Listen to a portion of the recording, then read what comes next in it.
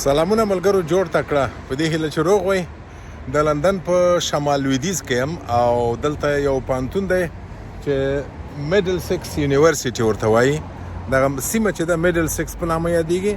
او د هندن شاوخوا سیمه ده او په 1983 کال کې دا پوهنتون جوړ شوی دی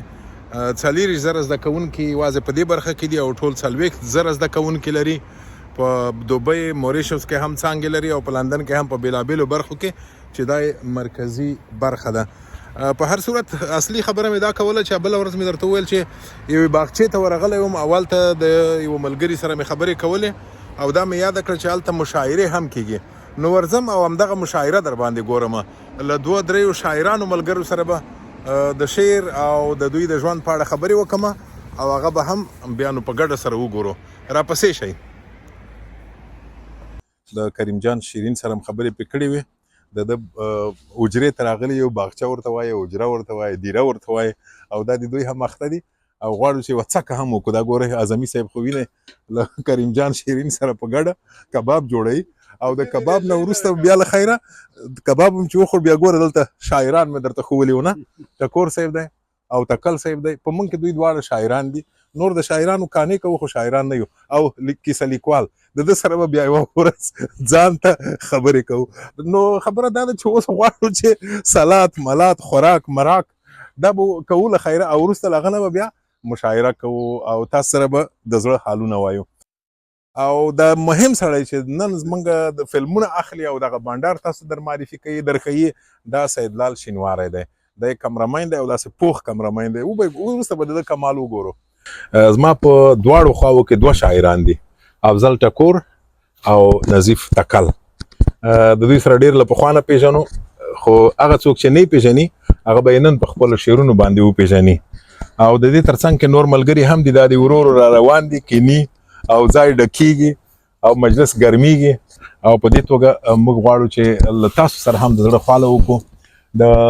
کریم شیرین په جونګړه کې راغونډ شوي یو او کریم شیرین خو دغه سړی دی تاسو حتما لیدلی دی مخکې مې یوه ورځ ورسره بانډار کړی و او نن بیا هم د ده میلمانه یو خوشحاله یو کور یې ودان مننه ژوندی اوسې کریم جانه نو راځئ چې مشاعره پیل کو او د مشاعرې په پیل کې به له ټکور صاحب نه واورو ټکور صاحب زما په ښۍ خوا کې دی او تکل صاحب مې په کیڼه خوا کې دی ټکور صاحب اول خو دا راته ووایه تر څو چې شعر پیدا کوې دا راته ووایه چې دا د مسافرۍ حالات په شعر باندې اغیز کوي که نه ښه کېږي خرابېږي ورکېږي څنګه چل دی ترنګ صاحب سلامونه دعاګانې او ستاسو د چینل یا د ستاسو د مینوالو او ته هم ځانګړي سلامونه طبیعي ده چې پردیتوب او جلاوطني په شعر ادبیاتو باندې ډېر زیات اغیز کوي تاثیر کوي دا تاثیر 2 ډوله دی زما په خپله شخصي دغه باندې یو منفي تاثیر دی چې هغه لکه د شعر که څنګه موږ تعریف وکولی شو خوشحال خان بابا ویل چې زه د شعر په ویل هیڅ نیم خوشحال ولې خدای کرا په برخه دا مقال چې زه په پښتو ژبه ګویا کړم پښتانه به پوهول عزت تعال نو شعر طبیعي ده چې په پردي وطن کې ځکه که چېرته موږ غزل تعریف کړو چې غزل د ښکلو سره خبرې دي یا د نجونو سره خبرې دي یا لطیف فن دی داسې تعریف شوی تر اوسه پورې سر دی چې یو عام او منل شوی تعریف نه لري هر چا د خپلې اندازې په څه باندې تعریف کړی دی نو هغه چې دی هغه هلته مثلا ګودر دی یا مثلا کلی دی یا مثلا نورې زموږ او ستاسې رواجونه دودونه کلیوال ژوند هیواد دا پې تاثیر کوي زه په خپله په کابل کې ما شاعري پیل کړه او دا کلونه د جګړې کلونه دا کلونه د بدبختۍ کړته ویم یا د ډېرو جنجالونو سره مل و هلته یو ګوندي سیستم په افغانستان کې حاکم و موږ هملته پاتې شولو خو له نیکه مرغه موږ کوشش وکړو چې دغه روان سره مستقیم لاړ نه شو یعنې موږ د هغه ګوندي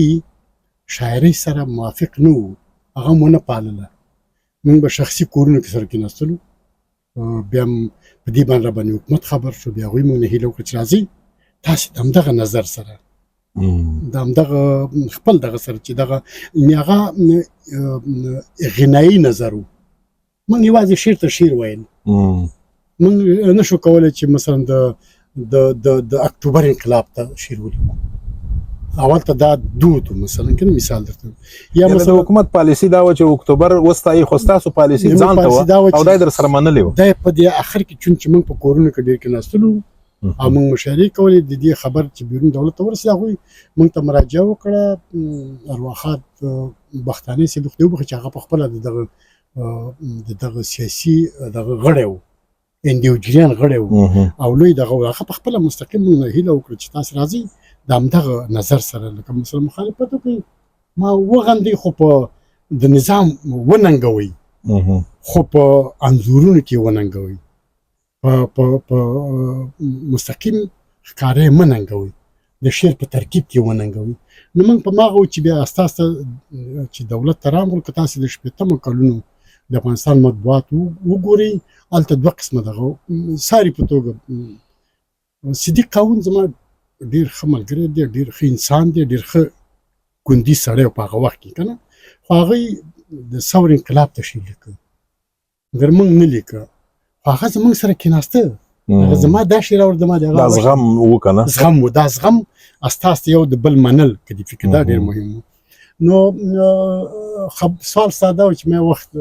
څومره بدلون راغلی دی ما وخت هغه دغه سره اجمل افسري سره دا مرکه کول هغه ته مې دا خبره وکړه هغه ما ته چې دا زه نه منم سره دغه نه خو زه په خپل څونه فکر کوم زه شاته تللی یم مثال زه تاسو مثال ویم زه چې څومره اکټیف وم په کابل کې د هغې په لسمه برخه هم نه یم دوه درې پروګرامونه مې په راډیو کې لکه تا ته به خپله پته چې یو ساعت پروګرام په راډیو کې دا سخت کار دی دا ډېر سخت کار دا ما هر 15 ورځو کې لیکل شاعر شپه واوسم په ارشیف کې خوندي دی هلته دا ټول اسناد نو یو شاعر به دې پیدا کوو د هغه په ژوندلیک د هغه په اثارو د هغه په ښه والي بدوالي به یو ساعت پروګرام لیکل ما 2 ساعته پروګرام لري یو هفتوار یو 2 هفتو کې مجله مې چلوله کتاب مې چاپو نو زه هغه لس فیصده هم نه یم پاتې دلیل دا د بوختیاوې دي د وطن نه لرېوالی دی هغه د احساس کموالی دی څه مشکل دی زما په اند باندې دا د وطن نه لرېوالی دی مثال په توګه هغه روحیه هغه ستاینه هغه تشویق چې لیکوال ته هلته و یا هغه موقف چې شاعر ته ورکول کېده هغه په دې دغه کې نشته ده په پردیتوب کې نو کېدای شي ځینې شیان داسې و چې ځینې لکه مثال زه تاسو ته کاروان پیر محمد کاروان زموږ د زمانې تر ټولو نه ښه شاعر دی دا په جلاوطنۍ کې وغوړېدو ډېر دوه قسمه جلاوطني یو چې دا د هیواد سره په کلوز یا بیخي بارډر کې یا په سرحدي سیمو کې مهاجر پاشو په ایران کې هم ډېر ښه دري ژبې شاعران پیدا شول او په پښتونخوا کې هم ډېر ښه ډېر زیات د کاروان خو سرلاری دی خو دغلته موږ ډېر ښه بېلګې لرو او یو داسې و چې لکه زموږ غوندې چې په مایلونو زرګونو مایلونه لرې پاتې شو دلته تڼۍ صاحب تاسې په لندن کې اوسېږو لندن یو د هغو ښارونو څخه دی چې ستړی ستوماني سړی پکې مشکلات یې ډېر دلته هغه د شعر دپاره دغه نشته ده هغه ماحول درته ووایم هغه نشته ده نو بخښنه غواړم خبرې مې اوږدې هیله کوم تر څو چې ته شعر پیدا کوې تکل صاحب هم همدغه نظر ورکړي کاروان دی چې یاد کړه د کاروان یو نوی شعر دی وایي مینا نسکوره پیالې ماتې خم چاودنه وکړه د میکدې یارانو کډه له وطنه وکړه نو کنه تاسو اورېدلی حتما تاسو څه فکر کوئ تکل صاحب ستاسو په نظر ستاسو په خپله شخصا البته له ځانه راته ووایئ ستاسو د شعر غوړېدا په وطن کې د قابل د لمس و که دلته څنګه درته ښکاري د ټکور صاحب د خبرې سره موافق یاستئ دا د تقریبا دا چا په خیال او په مزاج پورې اړه لري ډېره زما په خپله دلته زه فکر کوم د شعر په برخه کې ډېر هغه شوم وغوړېدم پوخ شوې داسې درته ویم یا پوخ شوم وجه دا ده چې په مهاجرت کې سړی نورې تجربې خپلوي د بهرنۍ تجربې مې راخپلې کړې سره له دې نه ما به دومره اروپایي شعر نه وي لوستی خو هغه وخت مې پیدا کړی دی او دا مې لوستی دی د ترجمو له لارې یا د افغانستان شاعري مې ډېره ولوسته د پښتنو شاعري مې ډېره دري مې ولوسته نو په دې کې تجربې بیخي ډېرې وي او څومره چې دلته وخت تېرېږي هماغومره سړي سره یو ډول په شعر کې یو شی چې ډېر هغه کې پام ورته اوړي هغه د وطن نه لرېوالی دی نستالژیا ده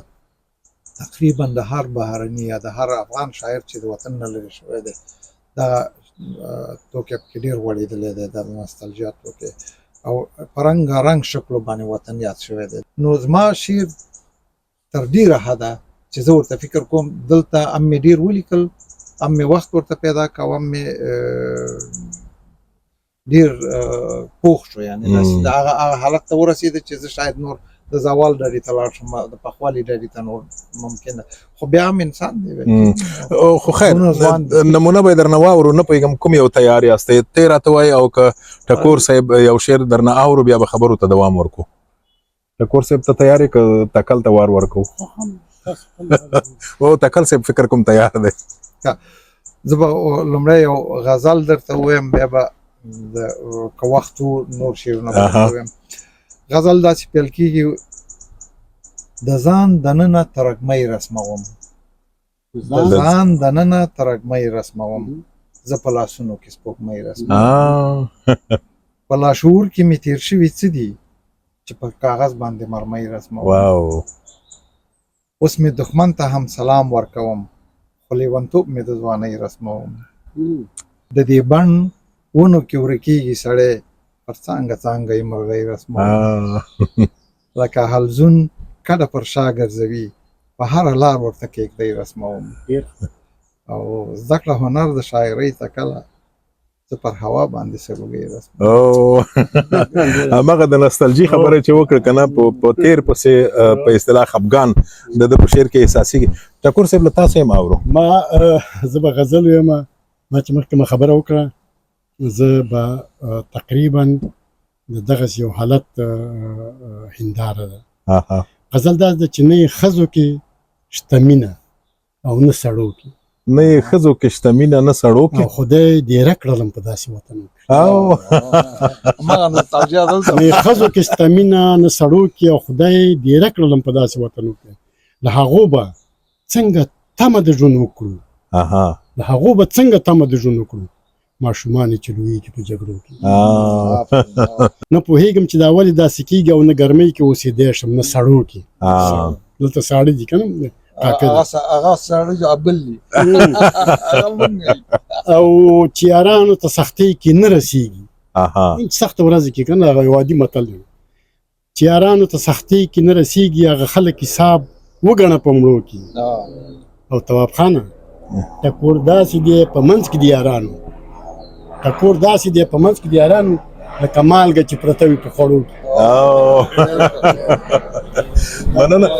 او د ټکور صاحب یو پخوانی شعر مې را یاد شو که نه چې نه پوهېږم دا نه پوهېږم په حساب وایي نه پوهېږم چې دا ولې داسې چل شي چم شي چې هر ښکلي ته نږدې شم راته غم شي او په هر چا باندې په منډه منډه تیر شي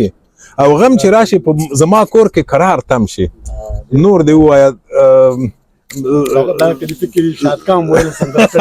سندره ترې جوړه کړې وه سلیمان صاحب اوس راغی که خبرې کولې وروسته به فکر پرې وکړو ځکه د مشاعرې خبره ده او دی د شعر سره ډېره مینه لري خو د ده اصلي هغه د چا خبره د ده اصلي کرښه د لیکوالۍ ده چې دی لنډې کیسې لیکي او د ده په څنګ کې هغه څوک دی چې زموږ د دغه محفلونو ته نور تخنیکي ښکلا ورکوي سیدلال شینواری او د په څنګ کې خو کریم جان دی کریم جان شیرین چې د قربانۍ یو منګه دای زمونږ کوربه دی البته منګه میلمانه یو او تکل صاحب او ټکور صاحب زمونږ د خو دې او کنه زمونږ ټول هغه مدیر د محفل منیجر دی مدیر دی یعنی دای کنه وای دا کباب بنو د کباب خبره مو کړه معمولا د کباب سرشته دای نسی خو نن د په څنګ کې یو بل سړی دی چې کباب د جوړ کړی دی هغه کم نه دی میرداد خان نو ته هم یو څه ووایه هیڅ نه وایي د ادمیر خو یو څه وایي نو راځئ چې مشاعرې ته دوام ورکوم ملګري م در معرفي کړل راځئ چې اوس بیا دوه شاعران مې په څنګ کې دي غواړو نن ډېر څه ترې واورو له دوی نه او کریم شیرین هم داسې معلومیږي چې تم کله کله په شعر کې په غزل کې کله هو که نه نو تم ځان تیار کړئ یو غزل به له تا نه واورو او غواړم چې په دې برخه کې هر څوک چې هر څه وایي ځکه هماغه د کاروان خبره ده وایي په خبرو کې او په خدای تعالی کې هر څوک حق لري نو په خبرو کې خبرې آزاد دي هر څوک هر څه وایي نو غواړم چې سرګردانه زندگی ده او سرخوړلې سرګردانه زندگی ده خو بیا هم پر مونږ ګرانه زندگی هر شپه کې غورځېدلې ستوري شمارم هر شپه کې غورځېدلې ستوري شمارم هر ورځ دغه نازوانه زندگی او د دې بڼ ګلونه وچ شول په باران کې د دې بڼ دننه ورانه زندگی ده کریم جان ستا بڼ څنګه د جنگ اور مې وطن سیزي ورته ګورم څه بې خونده بې ایمانه زندگی او آفرین زما د خلکو پر همت شه چې اوس هم پکې روانه زندگی او د تکل د زړګي درد خدای دې روغ کړه بې وطنه بې جانانه زندگی مننه او تکل صاحب له تا نه به یو نیم آزاد شعر هم واورو کله کله ته داسې یو نیم شعر لیکې چې دوه درې کرښې وي خو د نښې منځ دې پکې ویشتلی وي که نه دا هم درنه اورو او ټکور صاحب تاسو هم آزاد شعر لیکئ که نه که دومره چندان ورسره جوړ نه یې لیکم یې خو زه پخپله په دې عقیده یم تڼۍ صاحب چې آزاد شعر هم یو ډول د قیوداتو تابع دی آزاد په دې معنا نه دی شعر پخپله دغه دی د یو ډول ضربه ضربو یا د یو ډول دغه یعنې وزن او قافیه وزن او قافیه تابع دی لکه زه ما پخپله یو وخت یو آزاد شعر نوم لیکل مثلا زه تاسو وایم چې زه په کابل کې ډېر کلونه یوازې اوسېدلی یم 3 کوټې کور مې اوس هم شته هغه مکرانو کې کور نو ما هغه وخت یو شعر لیکلی و چې زه ژوندی مړی یم زه ژوندی مړی یم لکه یو مړی چې په قبر کې یوازې پروت وي لکه یو مړی چې په قبر کې یوازې پروت وي لکه یو مړي ته چې قبر دیوالونه چې عذاب ورکوي داسې هم ماته زما کور دومره عذاب راکوي دا نو هغه وخت بیا ډېر دغه شو هغه وخت ډېرو خلکو دغه کړ خو ناامیدي اصلا ښه نه وه دې کې ډېر ناامیدي دغه شوې وه یو ډول بیان شوي وه نو داسې و چې ما آزاد شعر لیکلی دی خو زه په آزاد شعر کې بیا هم یو داسې وي چې دا تکل صاحب لیکي لکه مثلا دا بیخي مات دي دا دغه نه لري دا یو تسلسل بیا تکرار نه لري که نه زه ما هم دا پوښتنه کوله د تکل صاحب شعرونه چې دي ډېر آزاد یا سپین شعرونه دي او ستاسو ډېر غزل دي یو سپین د آزاد یا د سپین شعر سره جوړ نه یې او که نه زه جوړ یم ما ته چې زه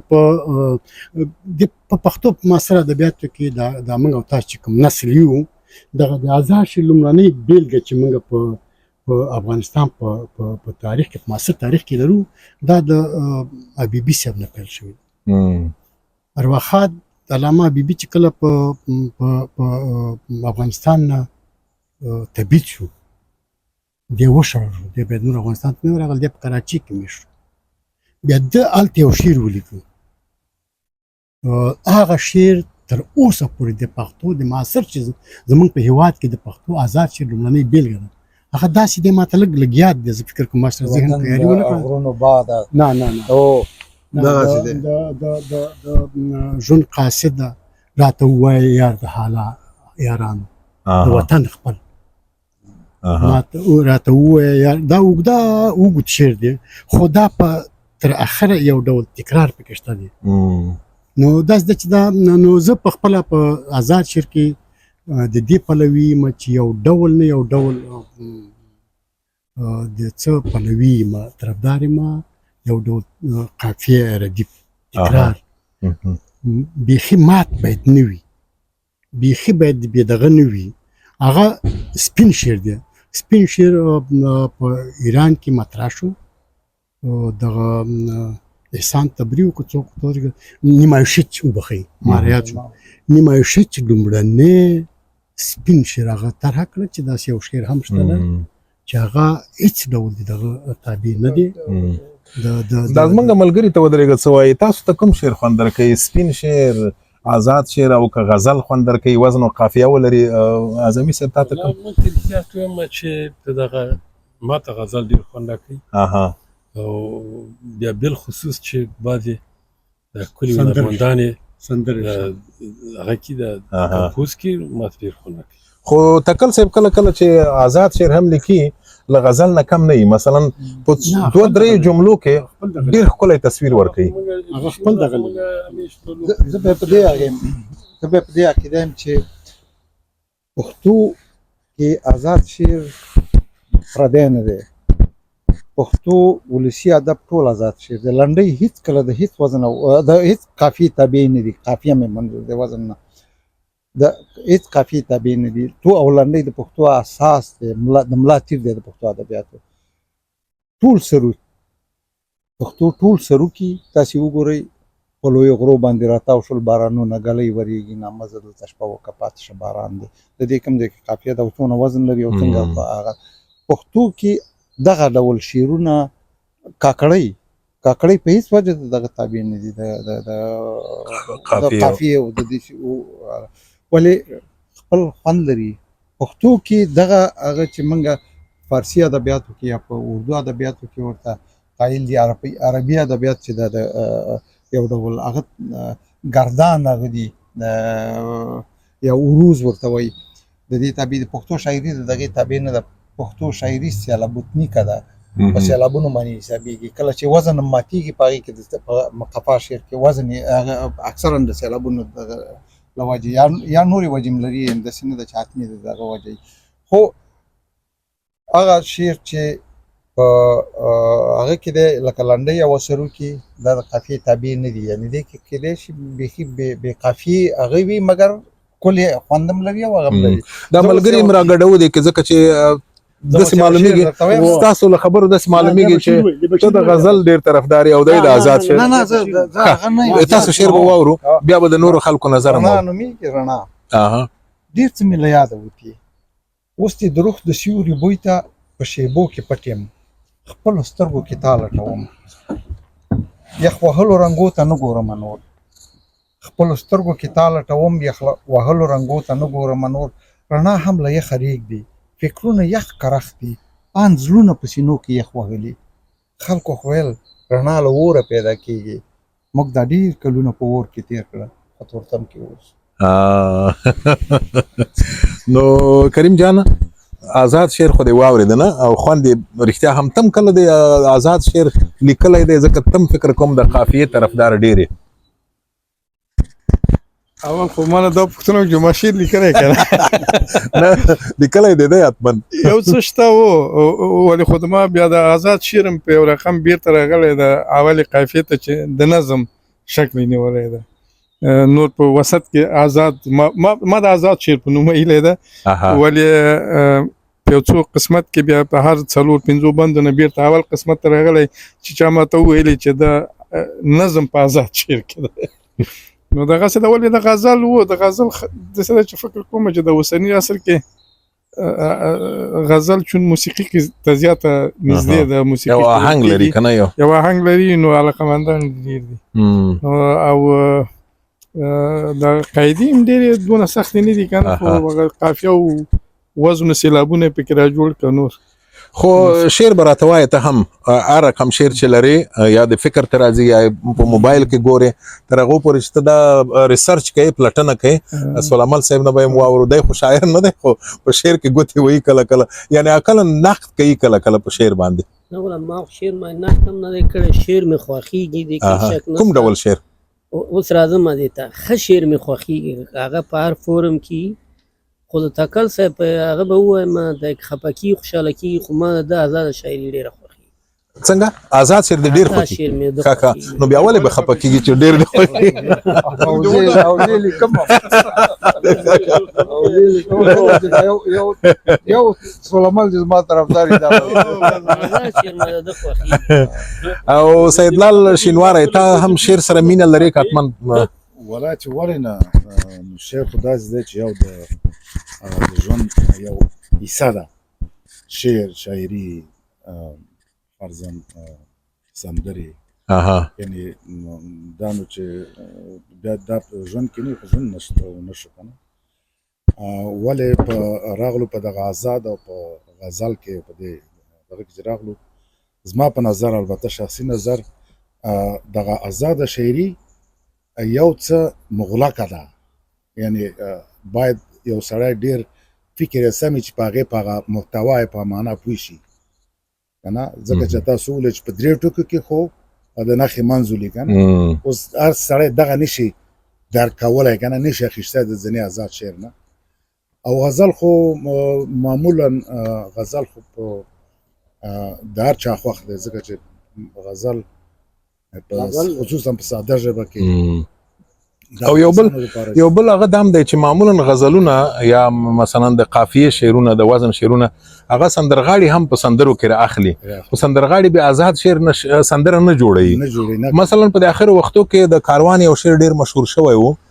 فکر کوم هارون باچا ویلو چې وخت برازي چې غاښ د زهرو بخامار نه لري او منصور به ګرځي مستانه ملا بدار نه لري او مرغان دی راشي زمنګ لپو کې د ځالې وکړي او غر منختر نه لري کلی مو چنار نه لري کنه نو مننه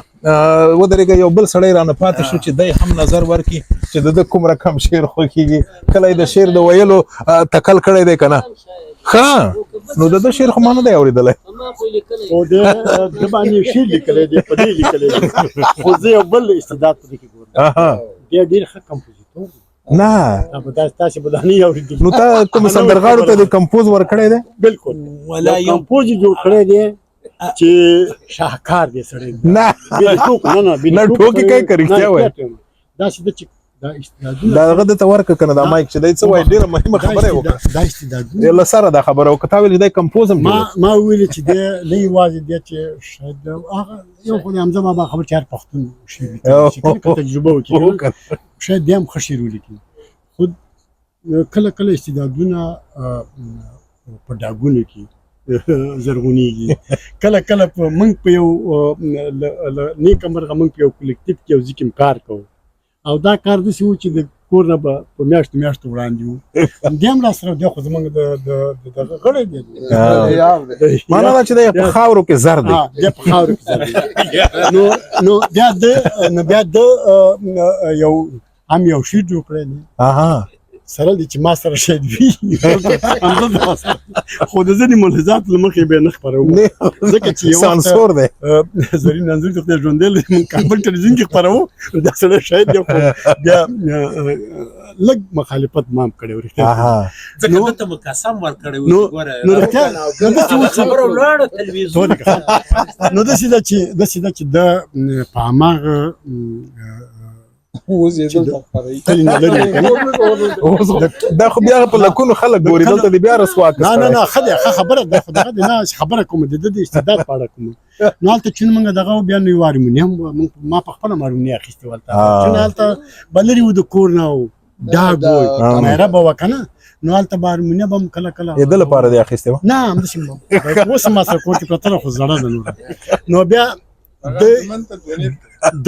دا یو شعر جوړ کړی دی تکل صاحب موږ به کله کله وتلو او په لاره کې دغه کوله لکه مثلا په ټیکه به موږ ډېره کوو ټیکه کې به موږ دستي شعر ویل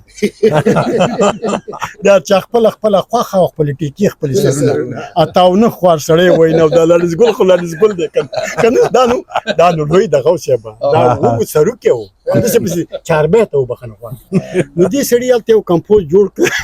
او دې سب کوډ سره دا کمپوز به اوس دی وایي که تی وایي اجازه راکړه دی چاینکې په سر کې او لونګۍ و په سر کې جمعه ګل خوشخوی دی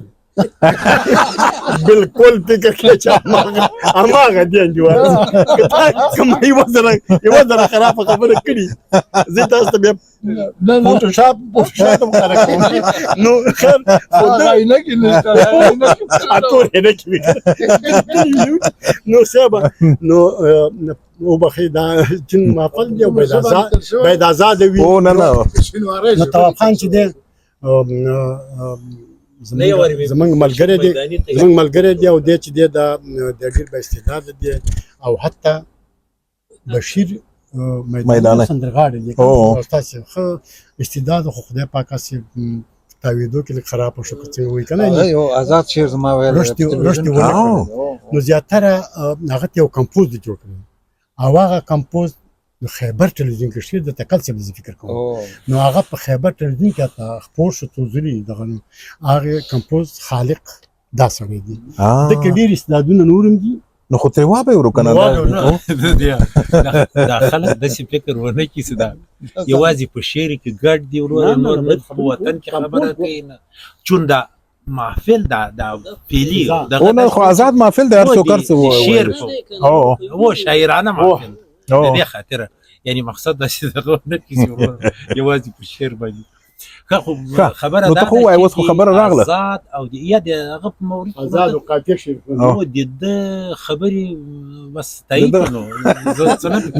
نو غواړي چې د خپل کمپوز راواوروي پټ خبره و حالت دی پټ بیا به ته تاوان او کنه پروا نه لري کدا نو ټیکای یا ټیکای نزده ملګرو که اجازه مو دا سړی د لږ شرمېږي د خلکو نه زه جدید خبره نه کوم نه غواړي چې وایي کاکا او بل خبره دا ده د آزاد شعر او غزل خاطر د ټول سوالو کو بس دې جواب زما زما سریختیا چې د آزاد شعر مې نه خوښېده نه دي خوښېږي نه خوښېدل نه مې خوښېدل نو خو بیا د انډیوالي او شاعرانو سره ملګرتوب دا دې ته دغه کړم مجبور شو چې خواک دي یا تکل صاحب سره غدي ډېر نږدې رابطې په حساب باندې خصوصا تکل صاحب چې آزاد شعر جوړ نو ویلې کې بیا ټلیفون کې ماته وایي اوره واوره نو ما غوږ ورته نیولی بیا نو رښتیا آزاد شعر د تکل صاحب بس د خو ویلي خفه کېږي خوشحاله کېږي زه خو وایم چې بیخي شعر دا اوس د غو نه لکه غزل چې مې خوښېږي آزاد شعر مننه دې لپاره چې تیاره ده نو د خدای په امانۍ وخت را رسېدلی دی له ټولو تاسو نه مننه کوم د هغه چا نه چې دا پروګرام را سره ګوري د هغو نه مننه کوم او په آخر کې به دا ووایي چې توره شپه ده توره خونه